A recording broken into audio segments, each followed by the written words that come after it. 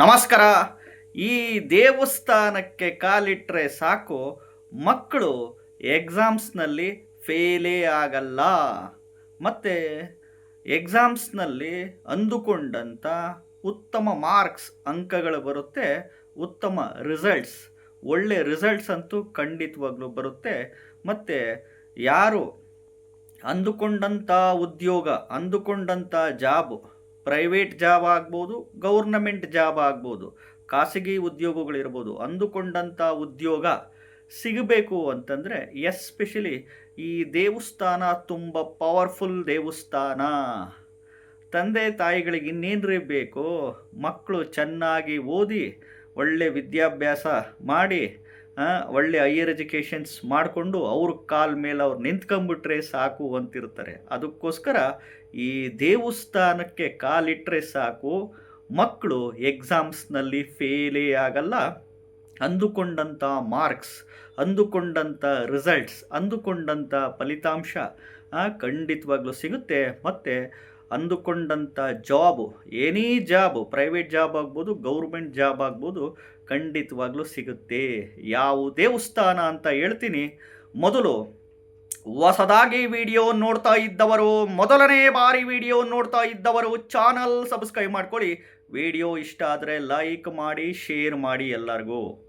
ಇನ್ನು ಈ ಯಾವುದಪ್ಪ ಅದು ದೇವಸ್ಥಾನ ಅಂತಂದರೆ, ಈ ನೋಡಿ, ಈ ಬೆಂಗಳೂರು ಮೆಜೆಸ್ಟಿಕ್ ಹತ್ರ ಬರುತ್ತೆ.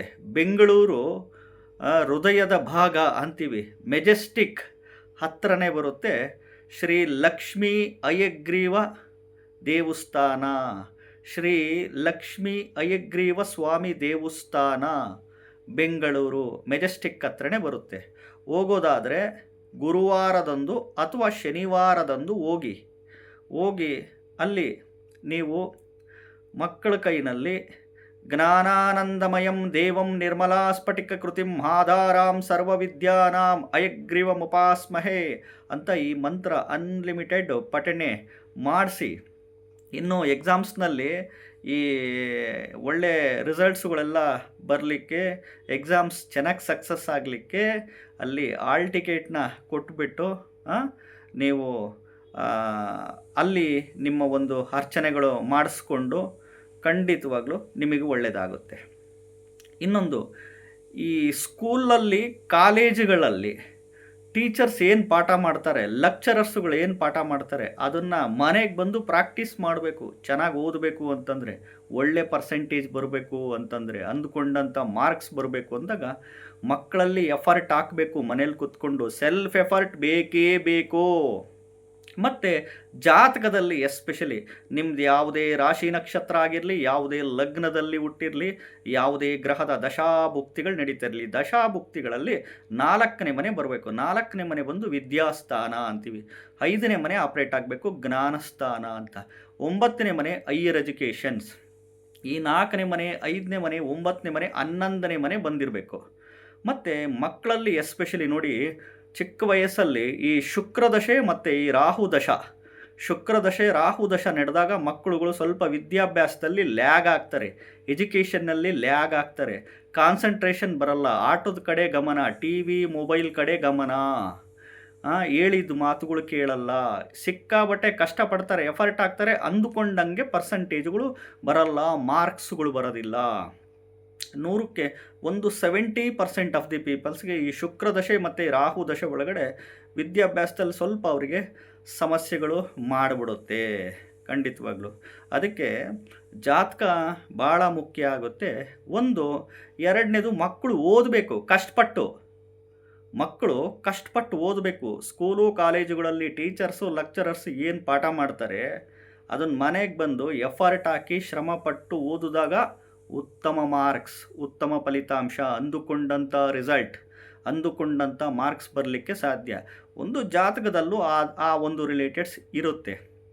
ನೀವು ಹೋಗೋದಾದರೆ ಯಾವುದಾದ್ರೂ ಗುರುವಾರದ ದಿನನೋ ಅಥವಾ ಶನಿವಾರದಂದು ಹೋಗಿ ಒಂದು ಹಯಗ್ರೀವ ಸ್ವಾಮಿ ಫೋಟೋನ ಮನೆಯಲ್ಲಿಟ್ಟು ಗುರುವಾರದ ದಿನ, ಶನಿವಾರದ ದಿನ ತುಪ್ಪದ ದೀಪ ಹಚ್ಚಿ ಈ ಮಂತ್ರನ ಅನ್ಲಿಮಿಟೆಡ್ಡು ಮಕ್ಕಳ ಕೈನಲ್ಲಿ ಪಠಿಸಿ ಖಂಡಿತವಾಗ್ಲೂ ಒಳ್ಳೆಯದಂತೂ ಖಂಡಿತವಾಗ್ಲೂ ಆಗುತ್ತೆ.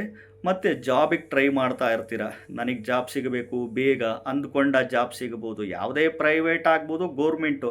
ಇನ್ನೊಂದು ಹೇಳ್ತಿದ್ದೀನಿ, ಗೌರ್ನಮೆಂಟ್ ಜಾಬ್ ಸಿಗಬೇಕು ಅಂತಂದರೆ ನಿಮ್ಮ ಒಂದು ದಶಾಭುಕ್ತಿಗಳಲ್ಲಿ ಯಾವುದೇ ಗ್ರಹದ ದಶಾಭುಕ್ತಿ ನಡೀತಿರಲಿ, ರಾಶಿ ನಕ್ಷತ್ರ ಯಾವುದನ್ನಾಗಿರಲಿ, ಯಾವುದೇ ಲಗ್ನದಲ್ಲಿ ಹುಟ್ಟಿರಲಿ, ದಶಾಭುಕ್ತಿಗಳಲ್ಲಿ 6ನೇ ಮನೆ ಆಪ್ರೇಟ್ ಆಗಬೇಕು. ವೃತ್ತಿಸ್ಥಾನ 1ನೇ ಮನೆ ಅಂದರೆ ನೀವು, 6ನೇ ಮನೆ ಅಂದರೆ ವೃತ್ತಿಸ್ಥಾನ ಅಂತೀವಿ.